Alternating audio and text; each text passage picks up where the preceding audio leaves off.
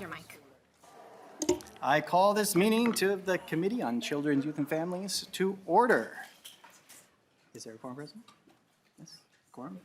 Yes. We have a quorum. May I get a motion from whoever is so inclined on the minutes of February 11th? So moved, Chair. Vice Chair Hansen moves the minutes from February 11th. Any discussion?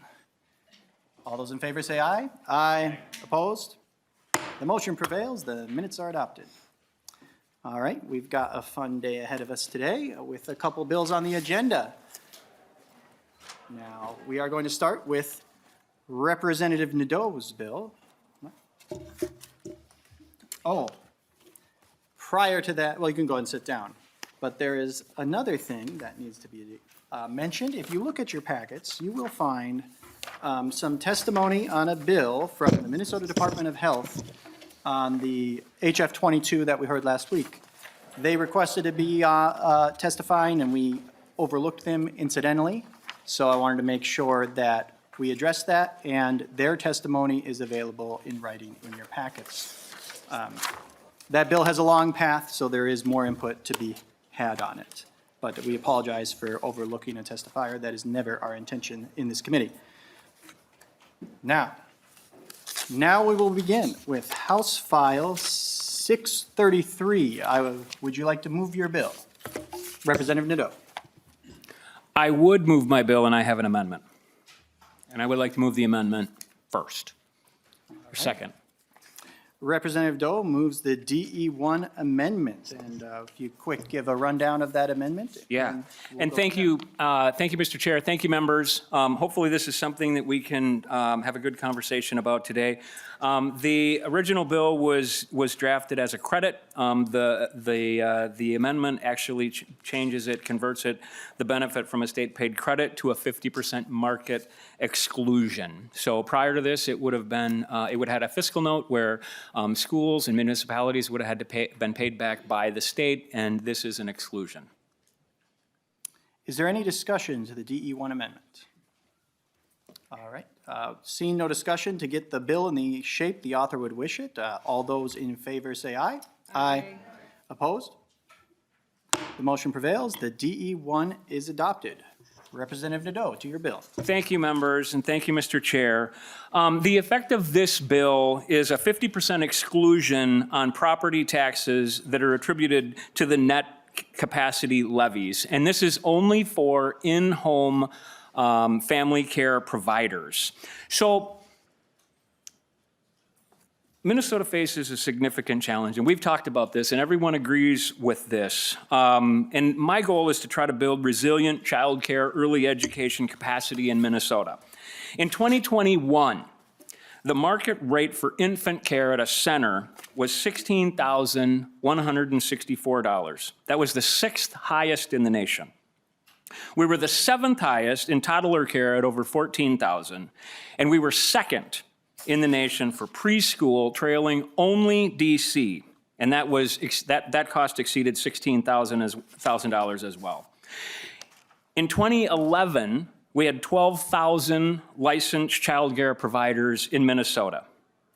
In 10 years, that number dropped to 7,150, and a license lookup on January 1st of this year indicated we have 5,782 active licenses today for in-home family care providers.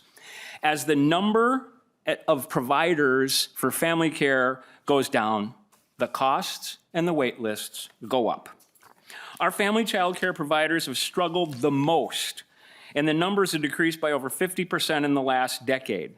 From 2000 to 2020, we've lost 40,000 licensed family child care slots. 37,000 of these were gained back in child care centers, which is great, but it's still a net loss of 3,000 slots. Outstate family care providers fared worse, since larger center-based facilities are less viable in less populated areas. Between 2000 and 2020, outstate Minnesota had a net loss of 20,250 childcare slots. This bill is a very simple common sense bill that I hope helps stabilize in-home family child care providers. It reduces child care wait times and helps build or rebuild the child care early learning system capacity that we have in Minnesota. It alleviates the financial burdens on our in-home providers. It stabilizes existing capacity and incentivizes new family care providers. It begins rebalancing that tax structure that we've actually ignored with in-home providers. I mean, there's some child care centers can now qualify as seminaries of learning for a complete property tax exemption with a recent, Supreme Court case with Rainbow Early Education versus Goodhue County. So I'm trying to rebalance this. I'm trying to provide some relief for in-home family care providers. And with that, I will stand for questions. Thank you, Representative Nadeau. There's one pause I want to do unrelated to your bill, but we have two new members, well, not new members, but who haven't been here yet. Representative Sensimura also brought another non-voting member to committee. Would you like to introduce us to your wonderful person? Yeah, thank you. Representative Sensimura. This is my daughter, Yuna, who's 6 weeks old. Awesome. You got me by 2 weeks. Sloan will be here at some point. All right, we'll now go to public testimony on the bill. We have Grant Johnson to kick us off. Yeah.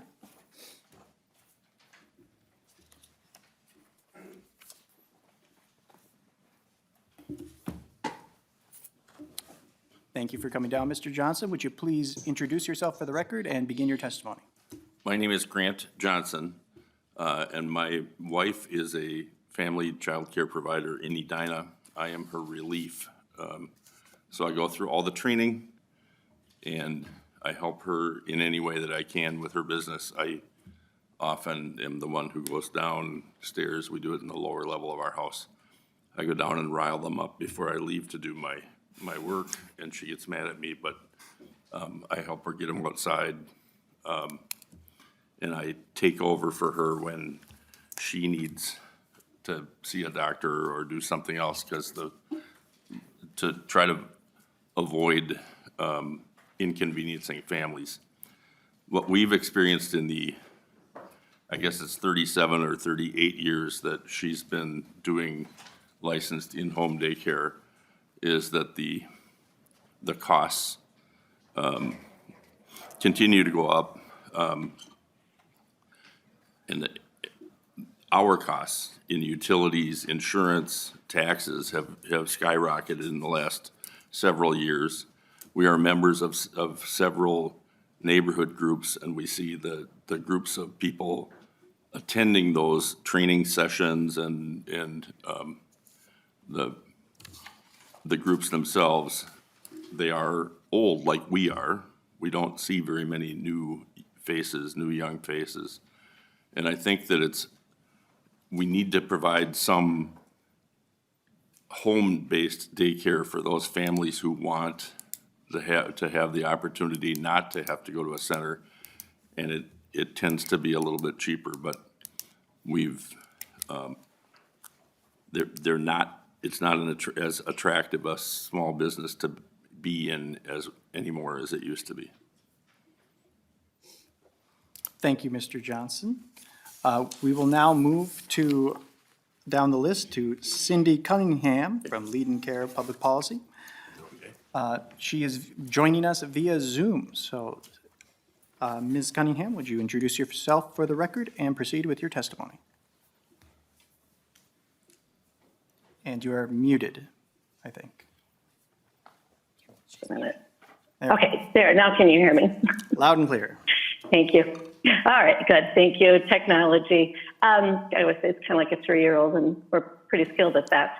I appreciate the opportunity to be able to virtually, love that Grant's able to be there, great representative of our family child care industry.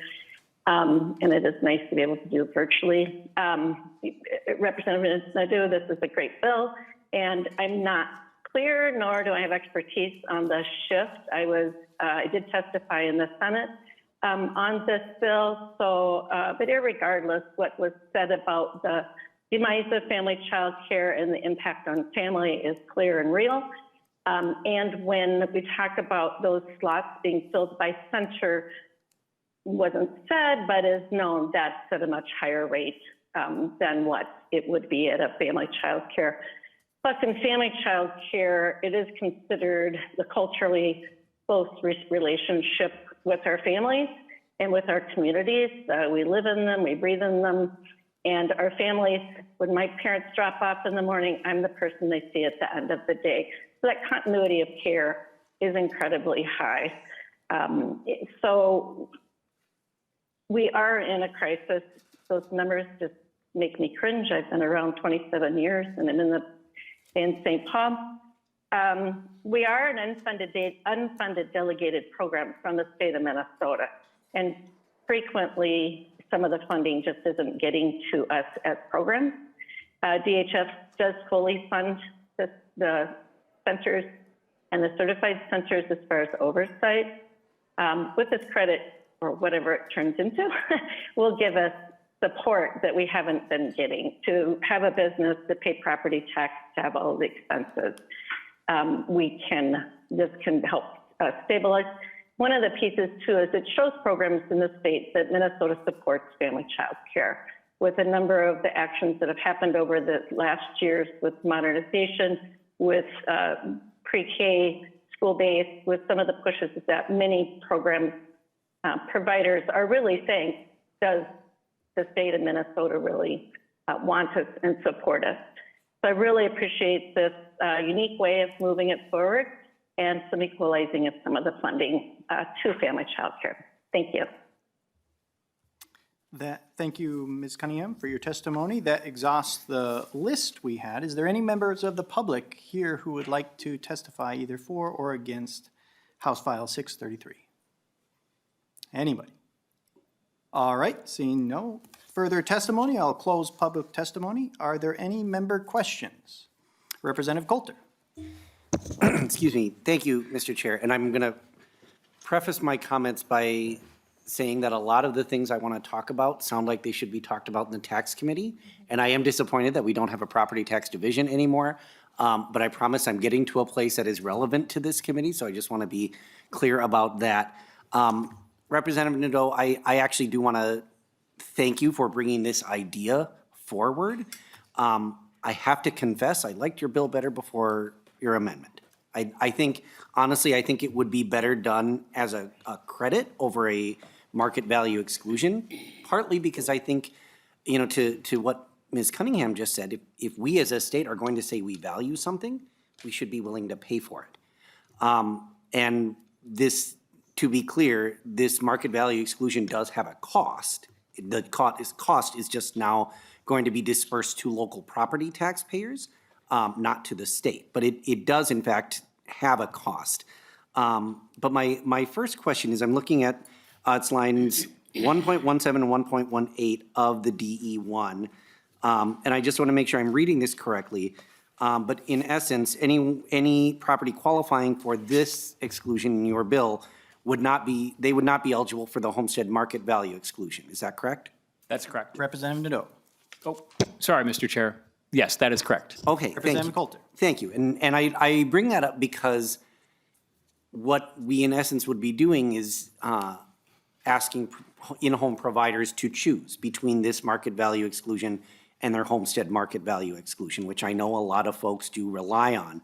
So I think we just need to be clear that any lowering of property taxes that might come as a result of a property taking this market value exclusion would be partially offset, at least, by the fact that they would not be able to take the homestead market value exclusion. And so I think, I mean, this is another reason, frankly, why I think it would be better as a credit, because I think it would be, frankly, more bang for our buck in terms of what we would be funding here.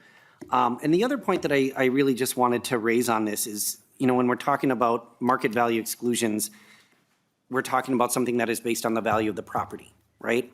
And so in terms of the policy of this committee, what that means is that this market value exclusion will favor more expensive homes.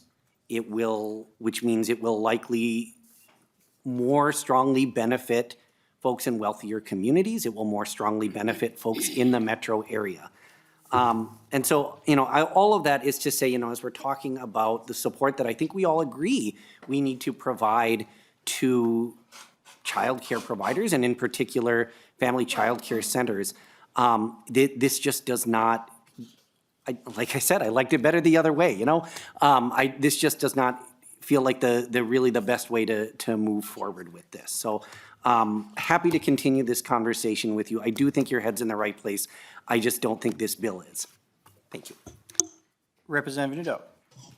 And thank you, Mr. Chair, and thank you, Representative Coulter. There's a lot of exclusions in 272. This adds a new one at 36.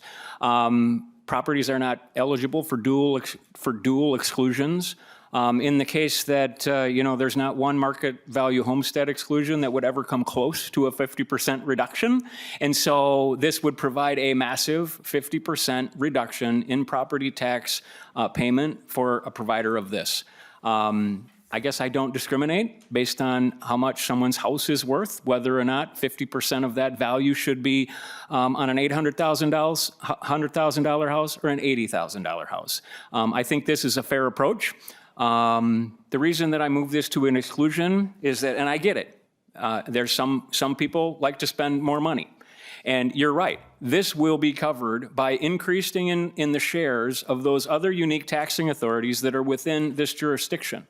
There is an inherent value to communities that allow in-home providers and they're having them in their community. And I don't think there's one person that wouldn't be happy to do this. I mean, and this share goes on it doesn't matter if it's a vet exclusion, if it's a conservation easement, and we can go right down the list where, and you can argue that we shouldn't have exclusions, and I appreciate that. And you can argue that everything should be a credit, and I appreciate that too. I think right now that the easiest way to try to get this bill done, to actually provide relief and provide capacity for in-home child care providers that hasn't happened ever, is starting right here.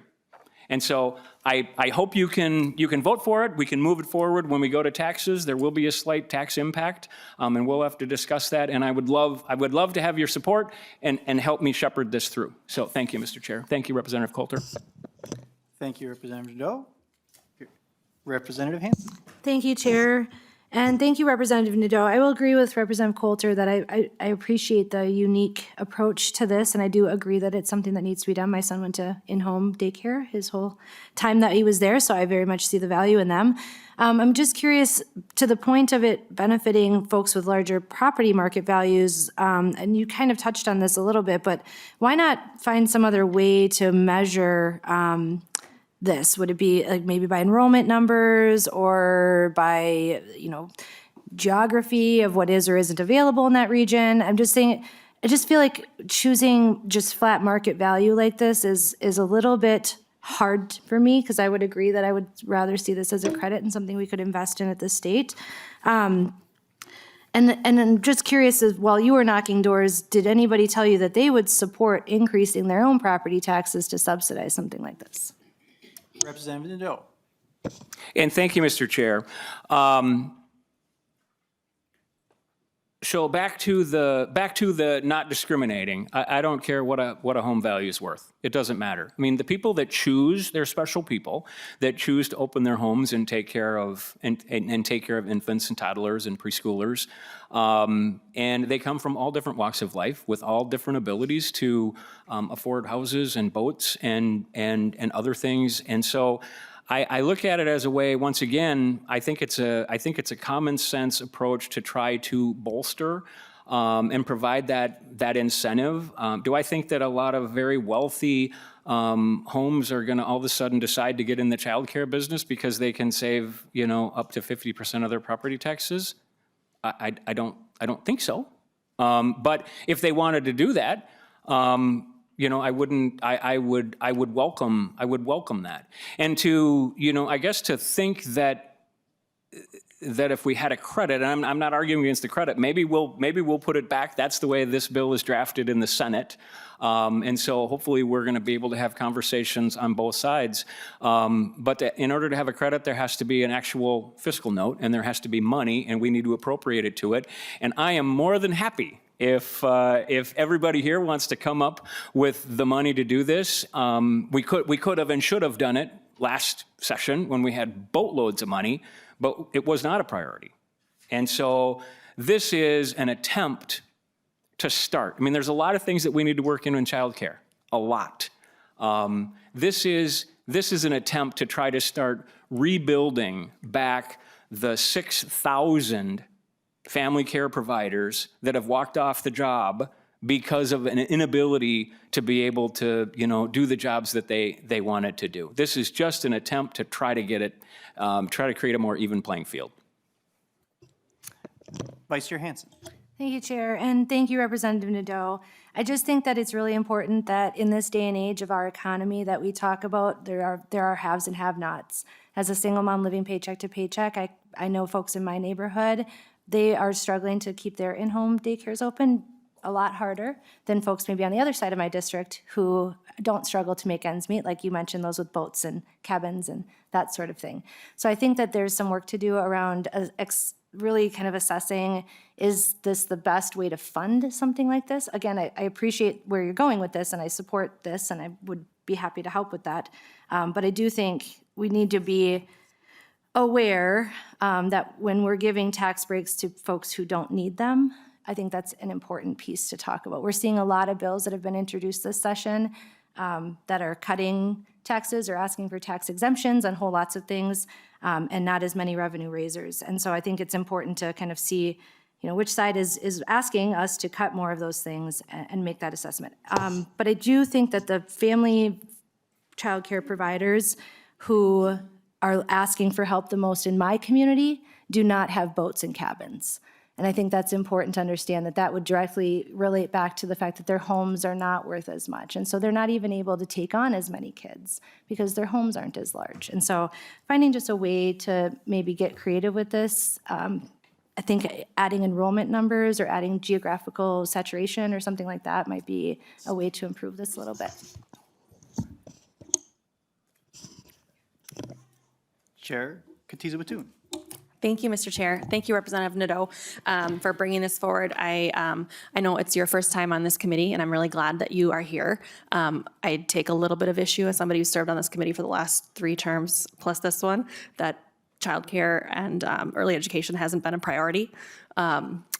We also made some really tremendous property tax breaks for particularly seniors and renters and all sorts of things that happened in the 2023-2024 session. I am curious, potentially, if fiscal staff could assist. You said that since it's not structured as a credit, and I don't pretend to be a tax expert, I've never served on that committee, so I'm learning as I go. The fiscal impact, that it will have a small cost just based on funds that will not be coming into the state. Is that correct, Mr. Berg? Could you potentially, sorry. I think Mr. Swanson. Okay, that would be helpful. Thank you. Mr. Swanson, welcome to the committee. Mr. Chair and Representative Katiza Batoon, Jared Swanson with House Research. Assuming this bill goes to taxes, it will get a revenue estimate. And because it's structured as an exclusion rather than a credit, a bulk of the benefit provided to the property owners who would receive the exclusion gets paid for, as Representative Nadeau mentioned, through shifting that tax onto other nearby properties. The state cost comes into play in that a portion of those taxes that get shifted onto homeowners, and that can increase the homeowner property tax refunds. So typically shifts like this score a small increase in PTR. So I guess I'm the chair now for a moment. So do you have follow-up? Thank you, Mr. Chair, and thank you for that. I appreciate that. I think it's just important for us to kind of understand how the money moves around and whether or not it's going to come at a cost to the taxpayer. I think we'll be hearing throughout this session some really innovative and creative ideas on whether or not we should, give money back directly to childcare providers, whether we should increase scholarships and subsidies directly to families so that they can pay providers more funds. And ultimately, I think that we do have the same goal. The chair has talked about this numerous times since our first hearing, even just last week, about how, I don't think that it's a difference of priority for the folks who sit on this committee. I think it's just kind of how we look at the different options. And so I think that bringing this forward and the consideration that I'll get in the tax committee, where people understand those sorts of things better than I do, will be really helpful in shaping this potentially going forward. So thank you. Thank you, Chair Katiz-Watun. I do have a few comments to make on this bill, because one thing that we're going to focus on this committee is lowering costs, because we can throw money, but that also does tend to drive up costs. I love early learning scholarships. I'm authoring a bill to that effect, but we cannot just address one side of the equation. And one beautiful thing about this bill is it directly lowers costs of childcare. That's a big deal. It's hard to lower the cost of childcare. Looking at the regulations, it's hard to figure out how you can do best while maintaining safety. But what we can do is lower the tax burden. I wouldn't even mind seeing this expanded to centers. I'm sure some people in this room might get very excited about that. But this is a great way we can directly lower costs without having an inflationary effect on what people are paying. So I think this is the right approach. Some of the concerns are valid, but one thing I want to mention is with sharing the property tax burden among your community. Very relevant. But if that community has more affordable childcare than surrounding communities, you better believe, and I know this committee believes, affordable childcare is a key economic driver that makes a big difference. So if you have more development, more people moving in, you might not even end up with higher property taxes. You'd end up with a better community with more affordable childcare. So I think I am very happy to hear this bill and excited to see it move forward, because I think it addresses precisely what we need to address in a maybe not perfect, but in a simple way. And what we've seen is when state government gets too complex, things don't tend to work as we speak. So dismounting my soapbox, I will turn it over to Representative Vice Chair Hansen. Thank you, Chair. I like where you're going with this, and I just wanted to ask about, to the point of lowering childcare costs. Is there anything, Representative Nadeau, you think you could add to this bill that would ensure that this cost savings in this form of this exclusion would go to lowering costs as opposed to, I know a lot of folks are just behind right now, let's be honest, right? Like just affording their day-to-day stuff is really hard. But have you thought of any kind of guarantees or just validations that we could put in here that would make sure that this money would go directly to lowering the cost of care? Representative Nadeau. Yeah, and thank you. I will think about that. I can't think of anything right now. These are small businesses. Their costs are there. I think that the chair is right. I think it does. It lowers the cost, a cost that a small business has. So I think therefore in this case they're in the child care business, so it therefore does lower the cost. But I will think about that. I mean, I am a champion of evaluations and trying to make sure that we're tying those things together and this is even though this is an exclusion, it's almost like a tax expenditure. These are public dollars that are being used for a particular business. So I will try to come up with something. Thank you. Vice Chair Hansen, the reason I hesitated about recognizing you here is try and have the lead of your side of the aisle and ours end it. And we had another member who wanted to speak, who then I was like, well, we were wrapping up, and they generously did not then struck their name. So that's why I was hesitant, because the decorum of this committee, our goal is, we can bend it every so often, which is fine, but the leaders of each caucus are the last one to talk with the exception of the bill author. That's why, just so you know why I was being weird and hesitant recognizing you. That's all. Vice Chair Hansen. Thank you, Chair. I will say I am familiar with decorum. Thank you. Representative Nadeau, final thoughts on the bill. And thank you, members, and thank you, Mr. Chair. I do believe that this bill, it's a work in progress, and I hope that you guys will help me, like I say, shepherd it through. I do believe that it lowers costs to family care providers. I believe that family care is one of the lowest, most affordable options for licensed care, and in rural Minnesota, it's oftentimes the only option. I think there's a lot of things that we need to work on this session regarding overregulation, paperwork, training requirements. We're going to be doing a lot of those things. I'll try to be as innovative and open as possible. But I think that this simple House File 633 is hopefully the first start of many that are going to come out of this committee that are going to help us increase capacity and drive down the care. And increase the opportunities for families in Minnesota. So with that, I don't know if did I make the motion to move this to taxes? I've got it covered for you, sir. Okay, awesome. So I'll renew Representative Nadeau's motion to re-refer House File 633 as amended to the Committee on Taxes. All those in favor say aye. Aye. Opposed? No. The motion prevails and you're on your way. 56. She can't do it anyway, so the testifier's gone. Okay. So either one's. All righty, and we will move on to House File 656 from Representative Zeleznikar, our very own committee member.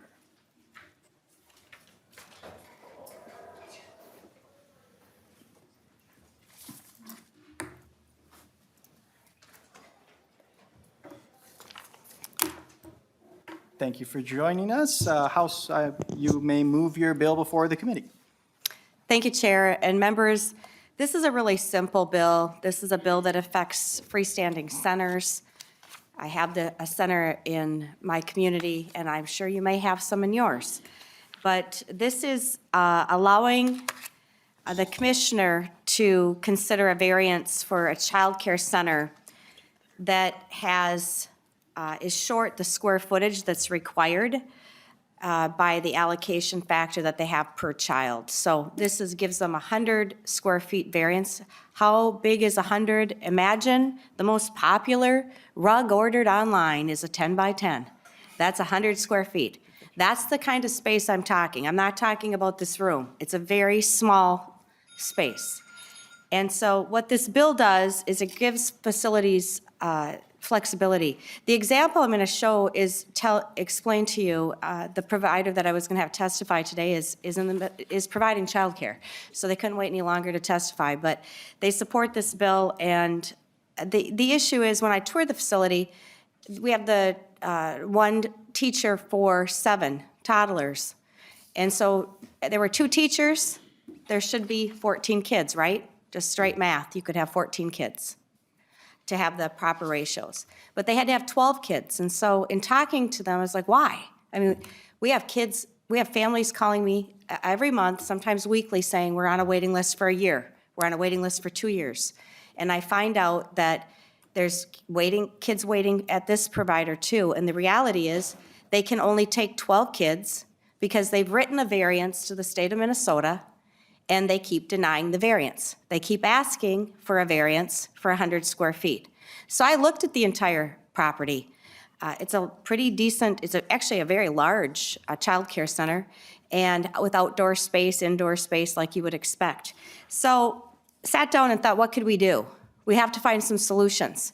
2 kids not in service is a big deal to families. And so what this bill allows for that to happen, and it gives a pathway for that variance to go forward, and that's what this bill is about. A simple fix. These type of variances were common when I did assisted livings where we had vulnerable adults too. The square footage requirement for children is 35 square foot per child. Give you an example on the assisted living side, it's 70 square feet. So they have, that the ruling is 35 square feet, but if you've been in a toddler area and you take 10 square feet out, 100 square feet of a rug, when I was there, guess where all the toddlers are? Right over there in one corner. They're all playing blocks. or half are playing blocks and the other half are on this corner reading.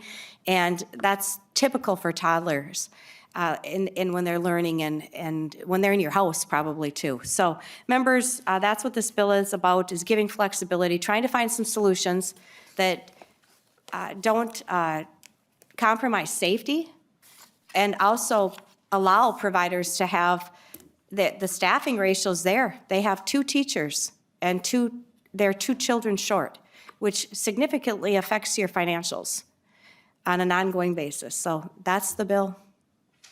Thank you, Representative Zeleznikar, and your testifier was on Zoom, but because that's one problem we have with this committee is I hate Zoom myself, but a lot of the folks who really want to petition their government, well, they're working, so we And try and I've- accommodate them as we can. Representative Zeleznikar. Chair West, thank you. And to that point, that's exactly the same reason why, providers can't always come here from greater Minnesota. They're providing care. And Zoom doesn't always, Zoom cut in and out a couple times waiting. And so that member and provider 100% supports this bill. And when I've talked to other people, I've been touring the state to see some common sense things we can do to help people in ways that we can help, and this is one of them. So I offer this to you for the members to understand what this bill is. It's 100 square foot, a rug, a variance for a rug size. Thank you, Representative Zeleznikar. Is there any members of the public who would like to testify on House File 656? Oh. And 2 things. We need to move your bill in front of the committee, and we need to address the amendment. And I did not see any testifiers of the public. So, Representative Zeleznikar moves that House File 656 will be laid over for possible inclusion, and we will address, do you want to move your A2 amendment? And explain it, please. Representative Zeleznikar. Thank you, Chair. And yes, I'd like to move the amendment for this. This just changes words. This just makes sure that the licensing requires the center to have 35 square feet, that the commissioner can offer that variance. They would give the variance for that. Is there any discussion to the A2 amendment? Seeing no discussion, all those in favor say aye. Aye. All those opposed? The motion prevails and the amendment is adopted. Now, the bill is in the shape you would wish. Are there any member questions to the bill? Representative Sensor-Mura. Thank you, Mr. Chair. Thank you, Representative Zeleznikar, for bringing this bill. I think you addressed it well. I think we're trying to balance in this committee flexibility for our providers and safety, which I know as a parent is a huge concern. And I will say that, when I was looking for childcare for my son, space is one thing that I consider, right? I totally understand what you're saying, and I've seen it where everyone is on the rug or everyone is at the paint station. But we do know that especially, if a kid is having a hard day, they might need some extra space. And so I understand why, we might need more space than you just kind of see when you look. I'm wondering actually, though, my question is more for DHS of the licensing staff. And I don't know if we have someone from DHS here. And they reluctantly stand up and walk up. Sorry for editorializing. Representative Sensor-Mura. Thank you. So, I know that when we are kind of putting in these standards, right, the standards are 35 feet per child, and then it sounds like there's a process where you can apply for a variance. My question is, what are the other factors that you consider if a center is asking for a variance? Are you asking for pictures? Are you going to the center? Are you looking at, different types of children that they have there? Can you just kind of explain a little bit about what that process looks like? Thank you, Mr. Chair. Would you please introduce yourself for the record and respond to Representative Sensor-Mura's question? Thank you, Mr. Chair. Ari Dinian, the Legislative Director at the DHS Office of Inspector General. I will say that I don't have my licensing staff here with me today, so I can't speak to all of the things that they consider when looking at a variance.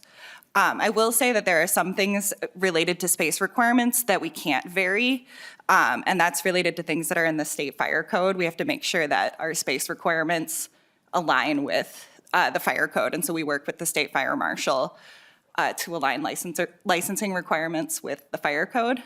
But I can certainly follow up with my folks and get more details about what factors we look at when we issue variances. Representative Sensimura. Yeah, thank you, Mr. Chair. Thank you to the testifier. Yeah, I think learning a little bit about that interaction would be helpful. Like, again, I could see that we have standards that maybe are anticipating emergency situations, right? And so would love to know about that. I think we need to be creative, and so Representative Zeleznikar, I thank you for trying to be creative, but I would just like to kind of better understand what process needs does the DHS go through? What are some of the considerations? Would this be putting us into misalignment with some other safety standards that we have? Thank you, Mr. Chair. Thank you, Representative Sensimura. And some of those questions would be lovely to share before the committee if you talk to your licensing staff, particularly on the variance things. I'm also interested. Representative Zeleznikar, do you have any comments, or should we move on? Thank you, Chair, and thank you, Representative Sensimura. You're correct. I mean, generally speaking, the fire marshals are looking at your exits, sprinklers, the conditions like that. So that's what I looked at too when I toured this setting. And so this pathway would give that opportunity for the local inspector in a community, whether it's in the cities or here, is what I imagine would happen, where they would actually do a site visit to make sure those safety things. And that's typical in assisted living and nursing home world too, where you have vulnerable adults. In the toddler world, in this space that this would be for this room, they're ambulatory. So they're also looking, can they evacuate, with you? And so there's factors like that, and we can get that information. I can report back to Children and Family. Thank you. Representative McDonald. Thank you, Mr. Chair. Very good bill, thank you. Of course, you hear that often. Great bill, thank you. This is a very good common sense bill, and thank you for bringing it. I certainly hope that we can get this through the gate. Question for staff, or nonpartisan staff, regarding the centers. Are they exempt from the state general property tax or part of the general state property tax? Ms. Mock. Thank you, Mr. Chair. Annie Mock with House Research. Representative McDonald, we'll have to get back to you on that. Our tax expert just left, so we'll get back to you on that. Mr. Berg, you seem very eager. No? Okay. Mr. Chair, I don't know for sure either. Representative McDonald.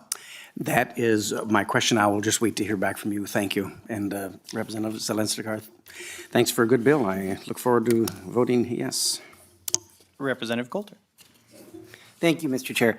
Well, Ms. Didion kind of stole my bit here because I was going to ask this question.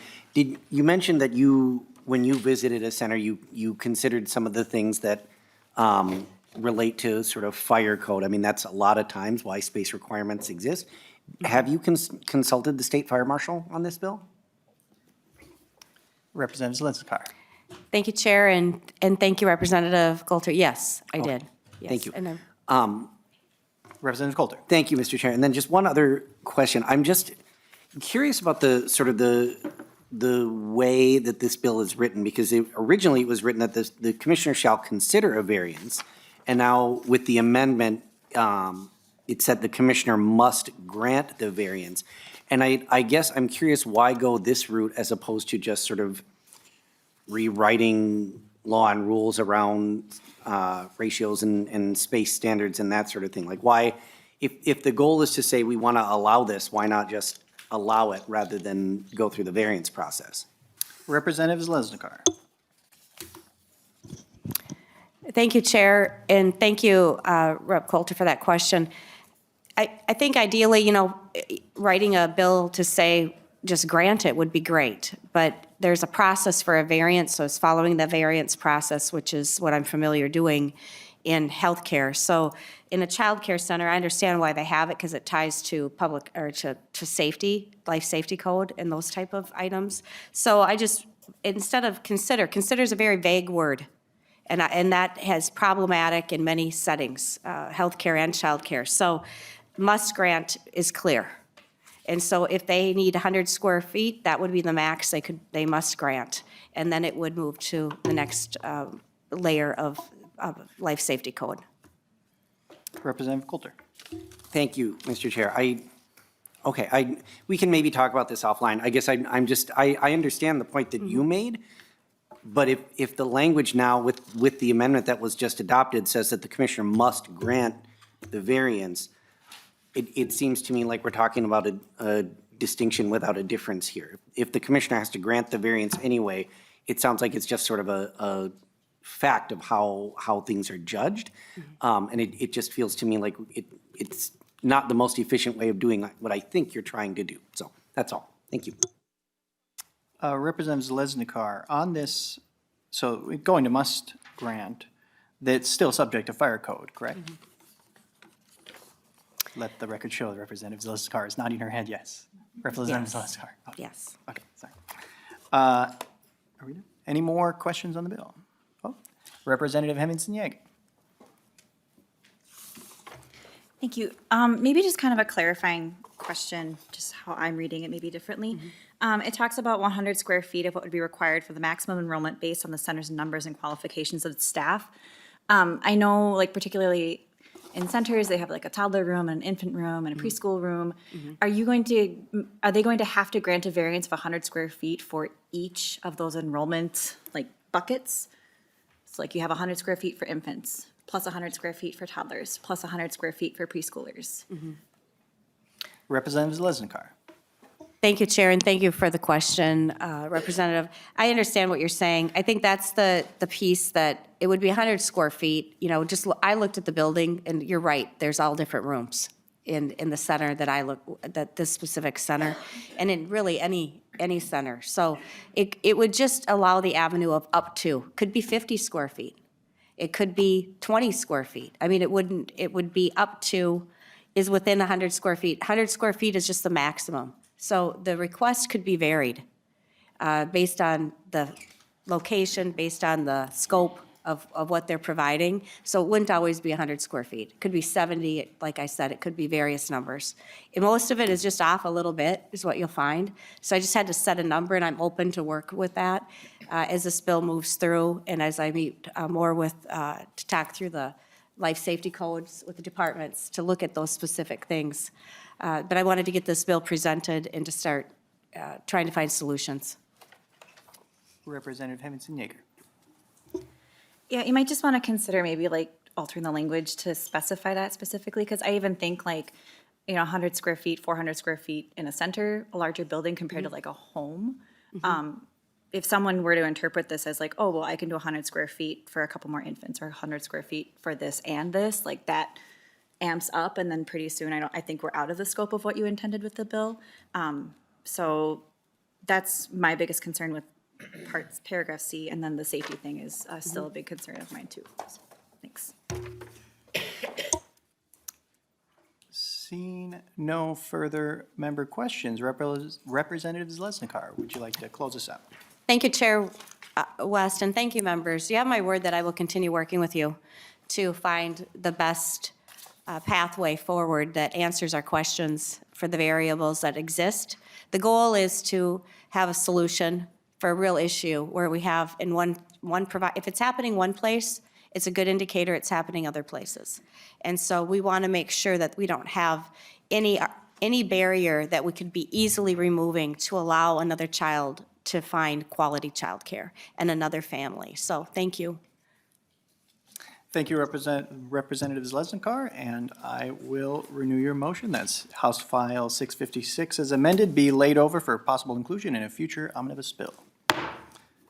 Next on the agenda is House File 655, also from the Venerable Representative Zeleznikar. Representative Zeleznikar, would you please move your bill and tell us more about it? Thank you, Chair West and members. This bill is another bill that's... Representative, could you move your bill first? Oh, sorry. I'd like to move my bill, House File 655. To be laid over for possible inclusion in a later omnibus bill, and if you could move your amendment as well before we get to it. The amendment is to ensure that the wording is two. It exempts two of the child care providers. So Representative Zeleznikar moves the A1 amendment, and I guess Representative Zeleznikar, we had a little discussion about the amendment not being exactly what we were after. Would you like to orally amend your amendment? Yes. And so the amendment would be, it would exclude up to 2 of the caregiver's own children for the purposes of licensed capacity. So Representative Zeleznikar orally amends her amendment. So delete, you want to, on 1.4, delete to, why am I even doing this? Representative Annie Mock. Sorry, Ms. Mock. Sorry for the demotion. That's, Thank you, Mr. Chair. I will go ahead and repeat what the oral amendment is. So Representative Zeleznikar moves to amend the amendment labeled H0655A1 as follows. Page 1, line 4, delete 2 and insert 4 and. And that's the amendment. thank you, Ms. Mock. That's not right. All right, so we will, any discussion on the oral amendment? Representative Zeleznikar. Chair West, my question is, that amendment for some reason is not in my deal. Is it say 2? The amendment is supposed to be for 2 children to be exempt. Thank you. They don't need that in the amendment because it's already. That is what the result will be when we adopt the oral amendment that we just discussed. So I will move to a vote on the amendment to the A1 amendment. All those in favor say aye. Aye. Thank you. Opposed? The motion prevails. The amendment is adopted. Now with the A1 amendment as amended, is there anything you'd like to add before the vote, or Representative Zeleznikar? No. Thank you. We will now vote on the A1 amendment. Representative Zeleznikar moves that the A1 amendment be adopted. All those in favor say aye. Aye. Opposed? The motion prevails and the amendment is adopted. All right, Representative Zeleznikar, anything to add to your bill before we go to public testimony? No, thank you, Chair and members. As you all are aware, family child care has lost its grounding in the state of Minnesota by over 50% in many of the communities, whether it's suburbs, Minneapolis, St. Paul, or greater Minnesota. And this is a concerning item because many of the facilities that run 24 hours a day, 365 days a year, and 3 shifts, many of them use family child care models because most centers are open Monday through Friday, not weekends, not holidays. And so building back this model is really important for the ability for us to have emergency services, healthcare, in all the ways that we do. There are many states that allow 12 in family child care, and I've been spending a lot of time on this since I started on this committee in 2023 to really look at what's happening. Illinois, South Dakota, Oklahoma, Maryland, Ohio, and Virginia are just some states that are doing this. And while the number is going from 10 to 12, what I want members to know is that the infant ratio, infant toddler, right now you can have 1 infant or 2 and 2 toddlers, or 2 infants and 1 toddler. Basically, you get to 3 children that are in that category. That would not change by going from 10 to 12. So where we would see the home provider be able to have more, 2 more children in the space would be the preschool level or the school age level. And the school age children sometimes come before and after school. They also come when school's out, summers, all those different programs. So it allows flexibility for people.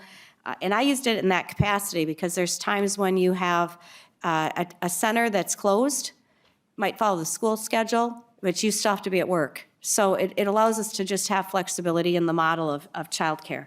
So that's what this bill is. It allows the family provider, many of them are having children themselves, and that's how this program grew, to have family child care providers in the past. And so that's what this bill is all about, is to allow some of those opportunities for the older age child within the family child care provider.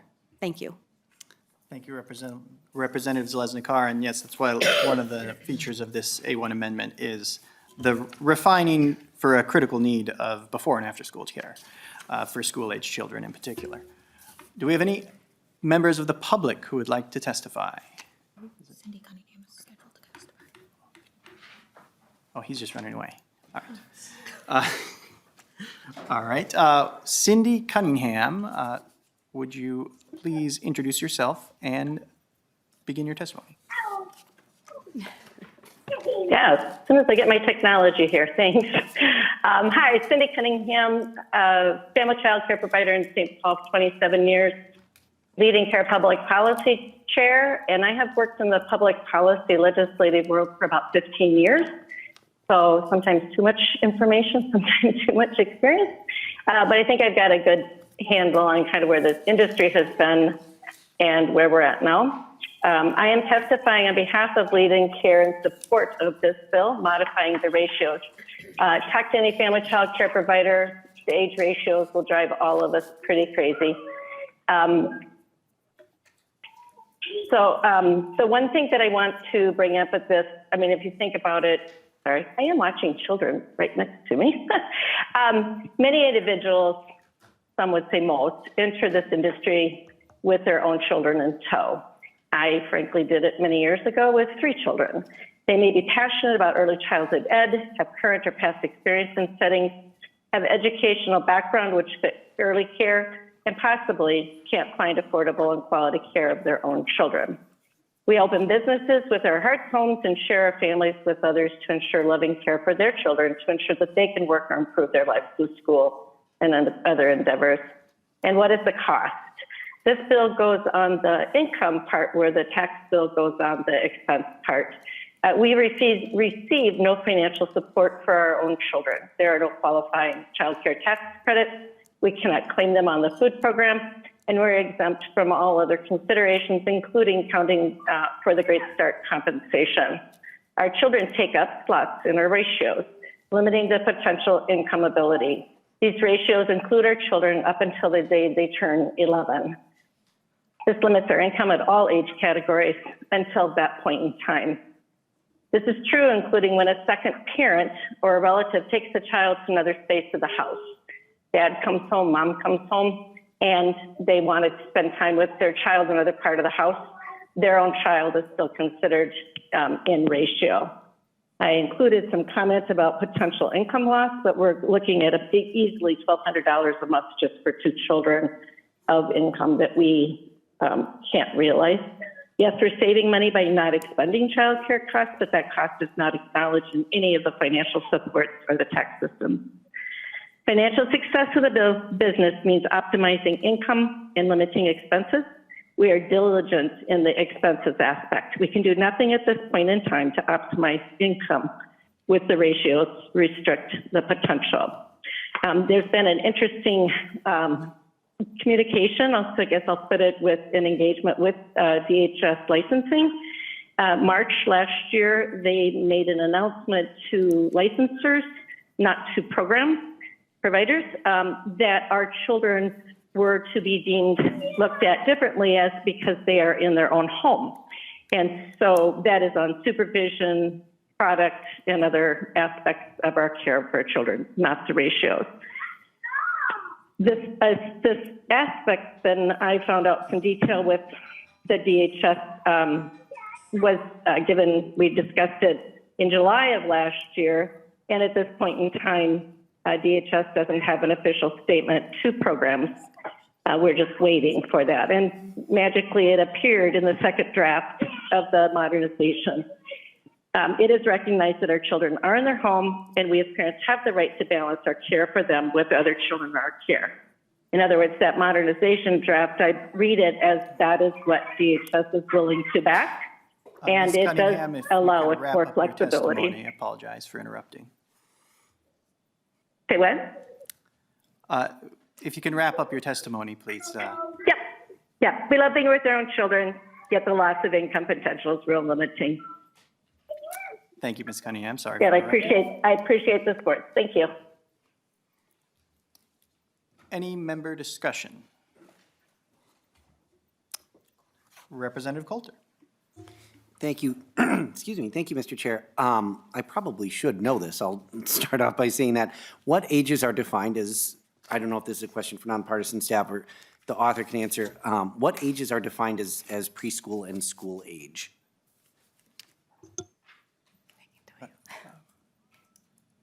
Do we have some Do you want me? represent? Go ahead, take it. Okay, somebody clearly demonstrate if they wanted to. Or Ms. Mock. Thank you, Mr. Chair. So preschooler is a child who is at least 24 months old up to 5 years old. And then, school age starts at 5 years of age, but is younger than 11. Representative Coulter. Thank you. Thank you, Ms. Mock. That's helpful. So I think a lot of concerns that folks have, myself included, relate to sort of safety around these kinds of questions. And I will also say that the conversations that I have had with providers, every once in a while, someone brings up ratios, but none of the providers in my own district or that I have talked to elsewhere have viewed this as anything more than sort of a tinkering around the edges approach. But I guess, I mean, when we're talking about safety, I have 2 kids at home. One of them is a 3-year-old, and we'll choose the word deliberate in the way that she moves. And I mean, the sort of the rhetorical question that I kind of want to ask is, how many 3-year-olds can any of us carry in a fire? And I think that's, we talk about regulations as they sort of come out of nowhere. But the regulations that exist do so not just to sort of deal with the everyday or the best circumstances, but recognizing that we need to be thinking about the most challenging, the most trying circumstances. So I just have some real concerns with the approach that this bill is taking. Thank you. Representative Zeleznikar. Thank you, Chair, and thank you, Representative Coulter, for your feedback.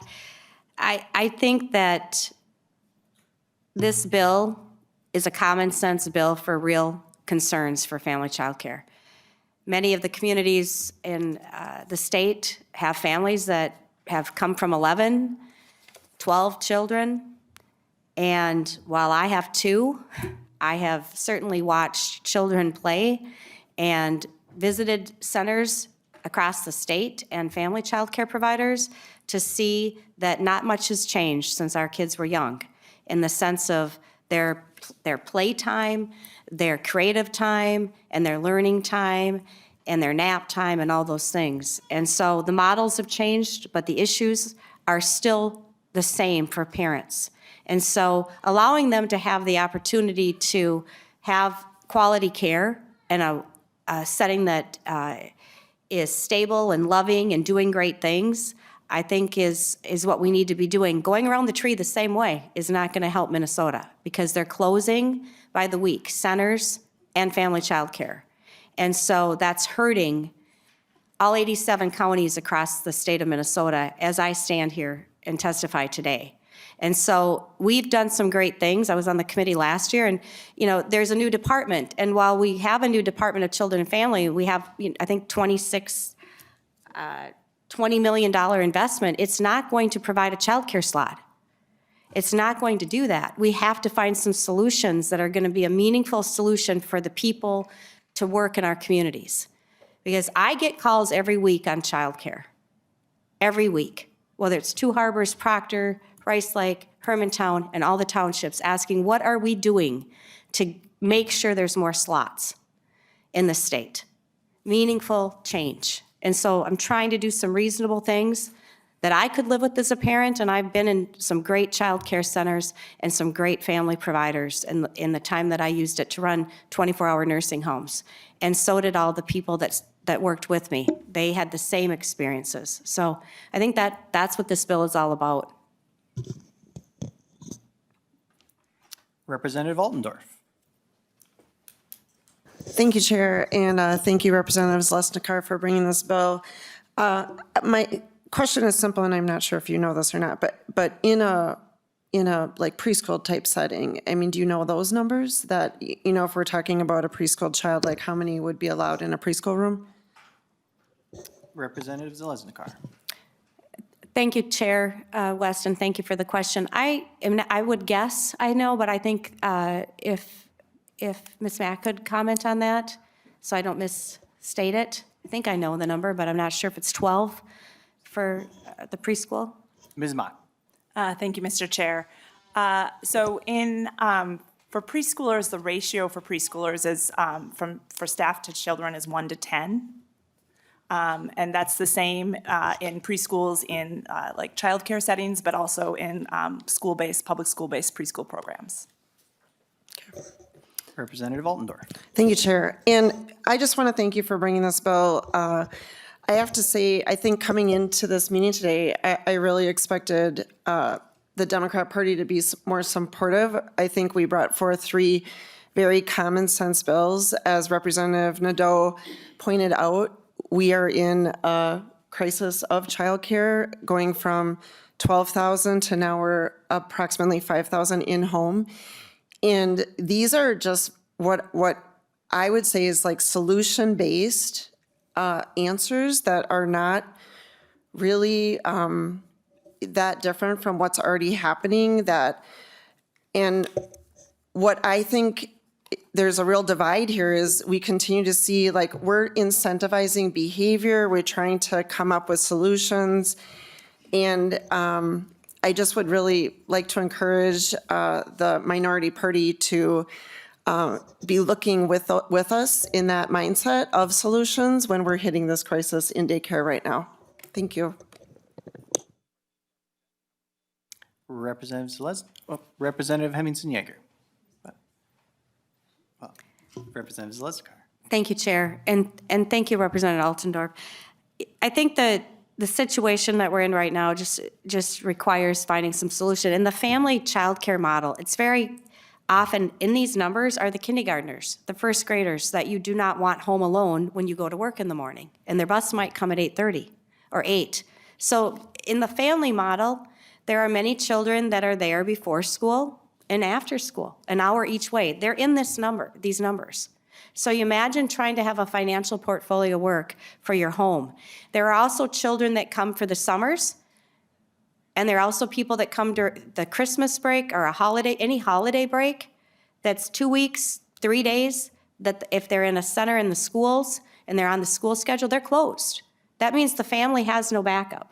And a lot of the people that contact me want to have the backup. And the only way for those children to be able is if we have flexibility for the family model, to make sure that there's somebody that can provide for care in the home model for the breaks, the summers, before after school. And so that preschool level is generally going to be the 3 kids, 4 kids, that's all they're going to have. The rest of them are in school, coming before and after summers. They're the older kids. Because most parents don't want, I don't know what age you're leaving your kids at home alone, but it varies for parents, and they want to have a model that they can have them structured and supervised and allow for learning and play and all those things. And so this is what this allows for, is that flexibility when there's more than one child in a family and they're aging into the next group.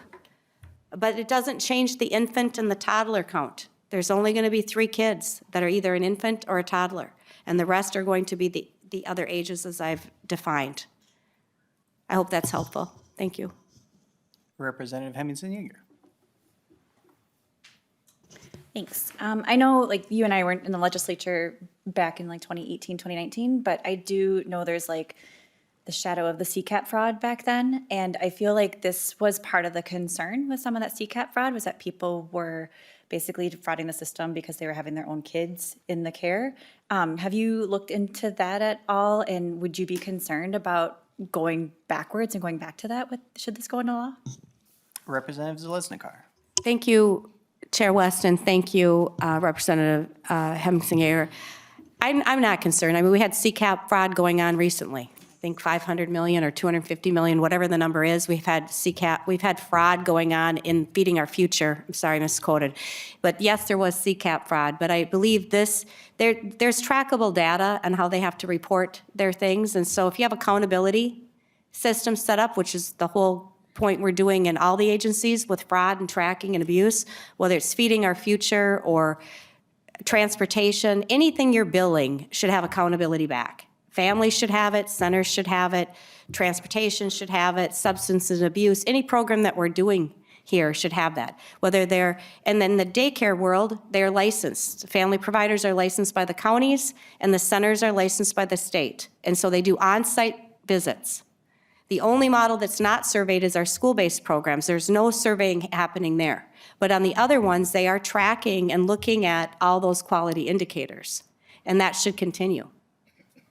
We wouldn't want that to happen in the family model. We wouldn't want it to happen in the center model, and absolutely support accountability.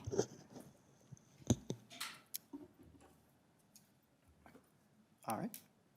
Seeing no other.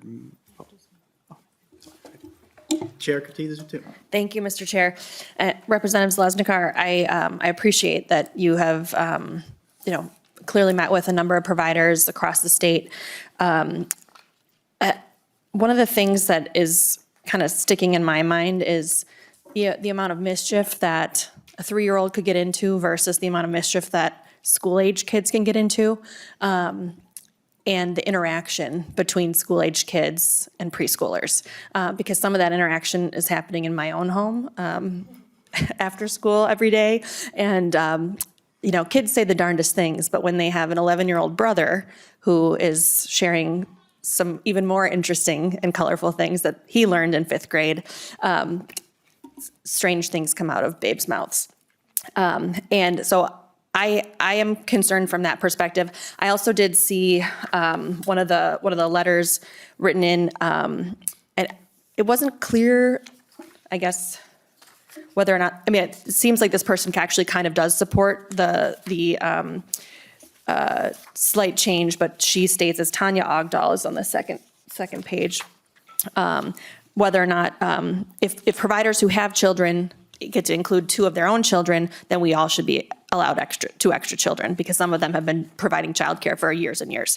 And I guess I was curious, because this does seem to be a little bit more targeted during times of the day, if we have maybe explored, or if coming up in conversation with folks, if it's been more of a after hours exemption. I know one of the things that Representative Nadeau is carrying this year is to remove the sunset for the aides in childcare centers, like at pickup and drop off times. So if there's some, like a time of day situation, maybe we could explore that a little bit more.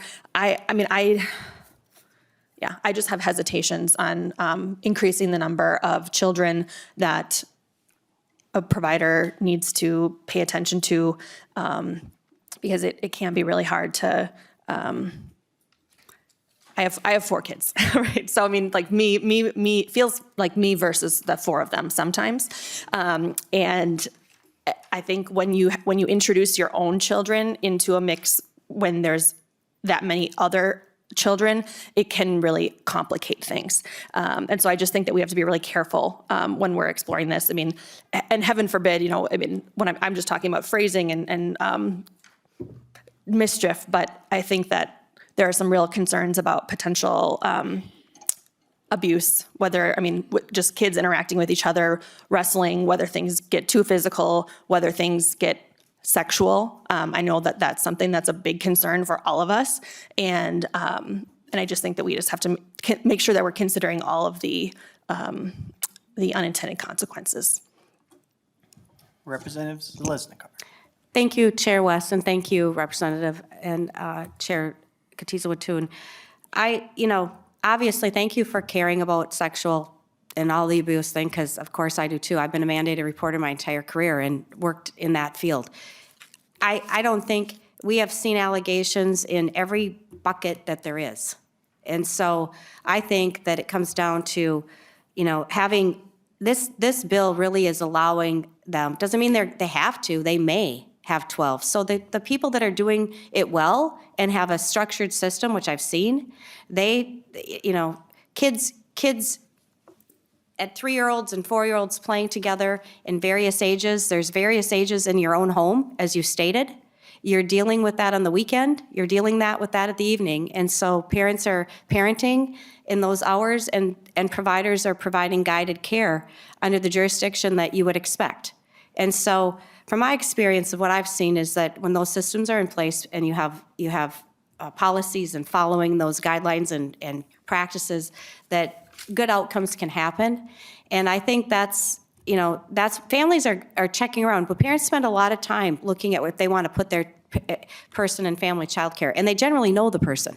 They're in the community, they're working with them, they're going to their home, their friends know them, they've had a long history of quality care. And so this is just allowing people to have the opportunities for before school pickup, summers, as kids age, siblings age together. A lot of people want to keep their siblings together. It's a big, important thing for a lot of families that have two children, a baby and a 2-year-old and a 2 and a 4-year-old or whatever age they are. They don't want to move them around and driving them around to multiple places, whether it's their one-stop shop at a center or one-stop shop at a family child care provider. And this gives the family the opportunity to choose what's best for them. And the surveyors are still going to be happening, and they do those models, and we have reporting systems in place for both, as we should, just like we do in assisted living and nursing homes. And then if there's anything that is outside of the expected routine of normal and quality care, then we have systems in place to deal with that, which I would expect we would, and that we would hold that in the highest regard of seriousness. Chair Katiz-Watun. Thank you, Mr. Chair. Okay, I heard you said, I appreciate the response. I want to get a little bit more clarity because I'm wondering if I potentially was misunderstanding when I talked about the after-hours exemption. So you said during the before school, after school, summer breaks, perhaps either you could clarify or maybe even Ms. Mock could help us clarify, is this only regarding those non-traditional like work hour times or would it be all the time? All the time. Representative Zeleznikar. Thank you, Chair, and thank you, Chair Katiz-Watun. No, it would be all the time, but it could be, there's variables, is what I'm saying. For some, there's not one situation that occurs. Many families I know use a center for their childcare, and they also need to use a family provider because they're closed on the school schedule. They're closed in the summer. They're closed in different times. Everybody's schedule is different. And so if that's the case, they may be the person that wants to have a model because they might not have people that live in their community that can help them with childcare. And so in those scenarios, it could be a possibility for them to use a family childcare provider. If they had the ability to go to 12, if they're at their cap at 10, there's no wiggle room. But what this bill does is it allows the provider that has 10 children they may, if they don't want to and they like 10 and that's their comfort lane, they could stay at 10 or they could stay at 11. And if they've been doing it for 20, 30 years and they feel like, yes, they could handle a couple preschoolers and one more school-age child, then they would have the prerogative to consider that. And families would know then the same thing of what they're doing to make an informed decision. Chair Katiz-Watun. Thank you, Mr. Chair. I appreciate that. I started wondering if I had misinterpreted what the previous conversation was and the intent of the bill. Have you had a specific conversation with DHS in terms of safety-related concerns, and where has that conversation gone? Representative Zeleznikar. Thank you, Chair West, and thank you, Chair Katiz-Watun. That is being set up right now, so we've been in communication. I just got an email half an hour before I came here, so coordinating that, and I will report back too as this moves forward to get the final touches on this. And so, yes, I am working with them. Chair Katiz-Watun. Thank you, Mr. Chair. Just final follow-up. So I appreciate all of that. I know we're going to have plenty of time this session to consider all variety of bills. This is being laid over, so it's staying in our committee's jurisdiction. Hope you'll come back to us and kind of let us know how that conversation goes offline. Get some additional feedback from, the lead and care folks and everything like that.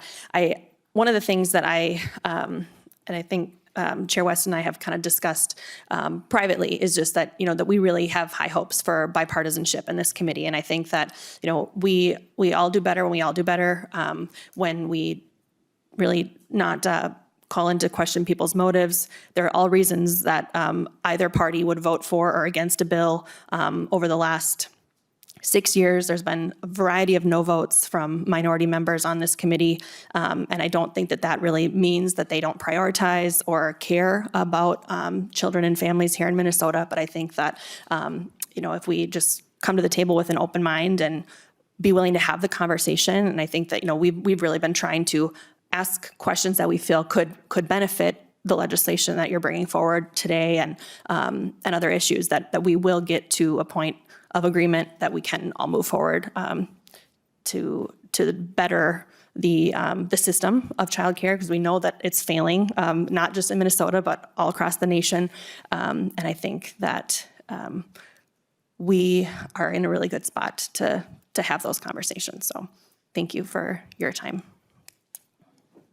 Representative Zeleznikar, closing thoughts. Thank you. And members, thank you for allowing me to present this bill. And I am committed to working with you as we move forward with this, as it goes to be laid over as we get to the end of session. And I will continue to work with the department and also follow up on the other ones with public safety, any fire code issues, so that we can look at some solutions that would allow flexibility in your community and my community, with the goal of having quality childcare.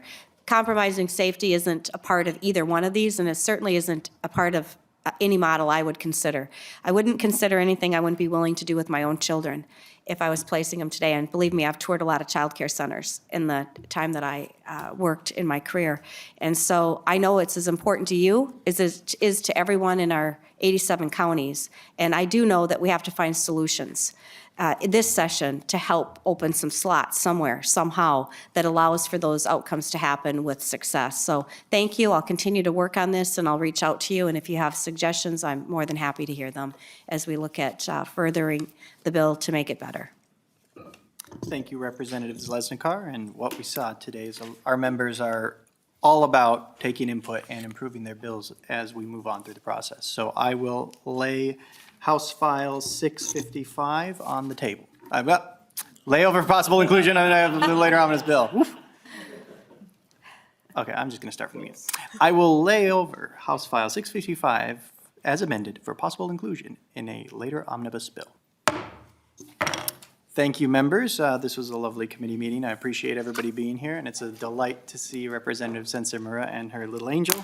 We're going to have a wonderful presentation from DHS on daycare licensing tomorrow. Or childcare licensing, and that, I think, will be a very spirited conversation.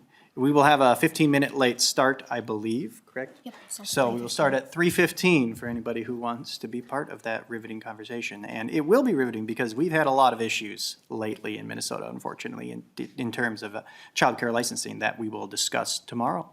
And without further ado, we're adjourned.